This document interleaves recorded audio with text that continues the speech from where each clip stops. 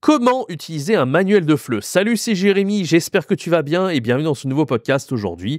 Alors aujourd'hui, on va parler de comment utiliser proprement un manuel de FLE, quelles sont les erreurs à éviter et quelles sont les bonnes pratiques. Voilà, parce que tu sais, un manuel de FLE, c'est quand même ultra complet, c'est ultra bien conçu et puis il en existe plein aussi, hein. On a des manuels comme Edito, Alter Ego, des taxis, des machins, enfin il y en a plein, hein.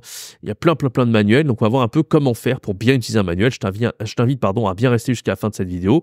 Et avant de commencer, n'hésite pas à laisser un bon like. Pour toi, c'est pas grand-chose, c'est juste un petit clic de la souris, mais ça permet vraiment à ce genre de vidéo de se référencer sur tous les moteurs de recherche et ça m'aide énormément. N'hésite pas également à t'abonner, à activer la cloche parce que je reprends les vidéos quotidiennes, hein, une vidéo par jour en ce moment sur la chaîne. Donc il y aura beaucoup de valeur qui va être délivrée. Donc n'hésite pas, hein, si tu veux pas rater tout ce contenu et être au courant de toutes les vidéos qui vont sortir, n'hésite pas à t'abonner. Et rejoins mon produit gratuit qui vient de sortir, que j'ai appelé ça les 15 cours de FLE débutants, niveau A0 jusqu'au niveau A1. Et donc ça te permettra non seulement d'économiser jusqu'à 57 heures de préparation, ce qui est pas rien. Et comme tu le sais, le niveau débutant, c'est le niveau le plus difficile à enseigner, hein, de très loin, que ce soit en présentiel ou en ligne. Et donc, je t'offre mes meilleurs cours, hein. C'est les cours où tu pourras durer des heures, justement, et qui sont parfaitement bien didactisés à ce niveau-là. Donc, n'hésite pas. Et si tu veux avoir un avis sur à quoi ressemblent les cours, c'est le deuxième lien dans la description. Je t'ai fait une vidéo complète pour te montrer à quoi ça ressemble. Mais voilà, premier lien en description pour te procurer ce produit gratuit. Allez, on rentre dans le vif du sujet. Alors, comment bien utiliser un manuel de FLE? La chose à faire déjà pour commencer, alors c'est surtout valable quand tu enseignes en ligne, mais je l'ai souvent dit, c'est de répondre aux besoins et aux goûts de l'apprenant. Donc par exemple, si l'apprenant, tu vois, tu te rends compte en fait que quand tu diagnostiques son niveau dans le cours d'essai, qu'il fait plein d'erreurs.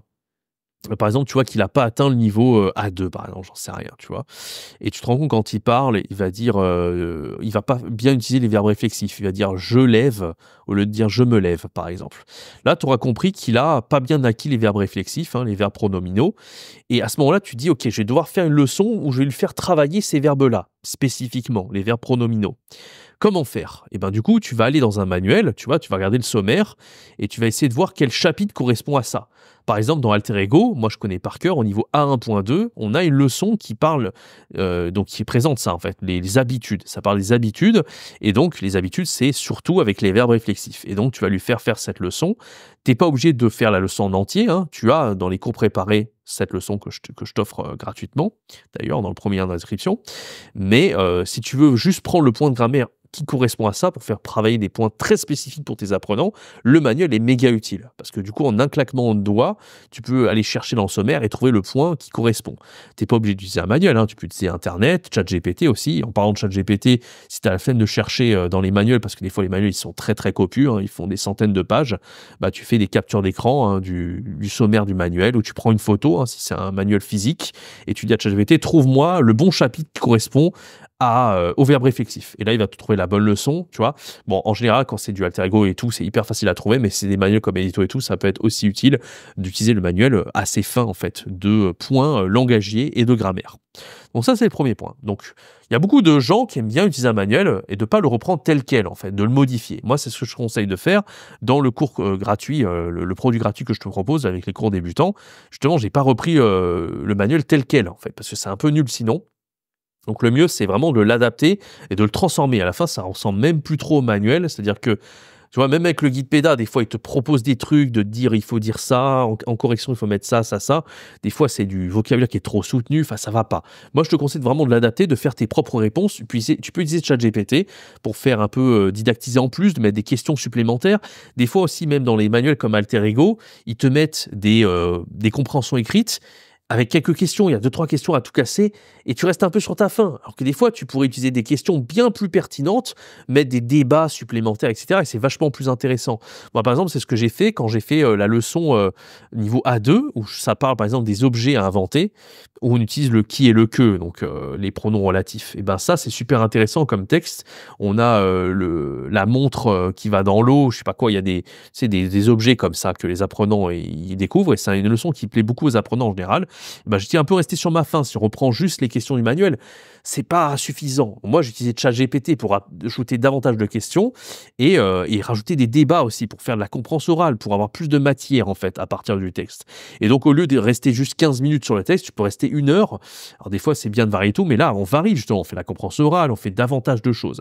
Et donc, ça, c'est vachement plus intéressant. Donc, le manuel, moi, je te conseille simplement de ne pas l'utiliser comme ça, mais vraiment de le transformer, d'utiliser ChatGPT, de rajouter des questions, de rajouter des trucs, tu peux même rajouter des jeux et construire à partir du texte que tu as. Tu peux, voilà, le texte qui est bien en fait, c'est qu'il est parfaitement adapté au niveau que tu enseignes hein, dans les manuels. Quand c'est A2, c'est du A2, quand c'est A1, c'est du A1 et ainsi de suite. Alors que par exemple, si tu me didactises avec ChatGPT de A à Z, il va te créer un truc qui est claqué, soit ça va être trop dur, soit ça va être trop facile. Il n'est pas encore parfaitement bien en fait l'IA pour faire ce genre de choses, ou alors ça va être des mots, il va répéter partout la même chose. Donc c'est pour ça que c'est pas mal en fait de partir du manuel, mais après de l'adapter, de rajouter des trucs et de partir sur complètement autre chose parfois, ou même de l'étoffer tout simplement. Donc n'hésite pas vraiment à rajouter des images, des audios, de rajouter des jeux avec Learning Apps. Je t'en ai énormément parlé. Et d'ailleurs, si tu prends les cours préparés hein, dans le produit gratuit, tu verras, il y a tout ça dedans. Il y a les jeux Learning Apps également. Et n'hésite pas également aussi à piocher dans différents manuels. Hein. Tu n'es pas obligé d'utiliser que Alter Ego. Moi, je parle beaucoup d'Alter Ego parce que j'aime beaucoup. Mais tu peux aller piocher dans du Edito, tu peux aller piocher dans du Taxi, bon, peut-être pas Taxi, mais voilà, il y a plein d'autres manuels qui sont intéressants.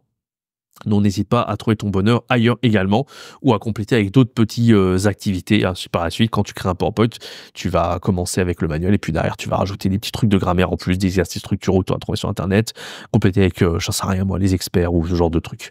Voilà, n'hésite pas, si tu as aimé cette vidéo, à laisser un bon like, à t'abonner, activer la cloche et rejoindre encore une fois le produit gratuit. Premier lien en description, 15 cours de FLE débutant, niveau débutant total, A0 à 1, 100% gratuit.